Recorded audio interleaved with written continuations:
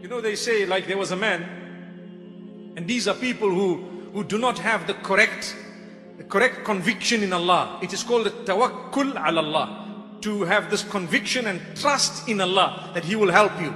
So there were people on an island, and the island, they were, lost in that island. And what happened is, the helicopter comes, and it finds them, and there were 4 or 5 of them. So they decide, hey, help has come finally. And now they jump onto this helicopter besides one man, and he says, no, I'm waiting for the help of Allah. I'm waiting for the help of Allah.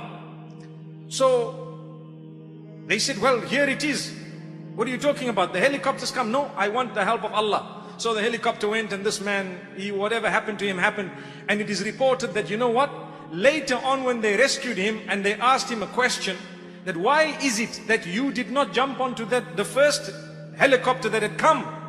He says, I was waiting for the help of Allah. So they said to him, well, the help of Allah came in the form of a helicopter, but you did not jump onto it. Subhanallah. The moral of this whole story is, we ask sometimes Allah to help us, help us, help us. Ya Allah, help me get to the masjid. But brother, you are still sleeping. Ya Allah, help me to get up for Fajr, but your clock is not set. Ya Allah, help me so that I don't feel the fast, but you did not engage in the suhoor that was there. Ya Allah, help me to understand the Quran, but you did not go to the masjid. Ya Allah, help me to read the Quran beautifully, but you don't even listen, and you don't even make an effort. The moral of the story is, make an effort and ask Allah's help, and that is when you will be able to achieve the help of Allah. The hadith of Muhammad sallallahu alaihi wasallam, he says, Ista'in billahi wa la ta'jaz.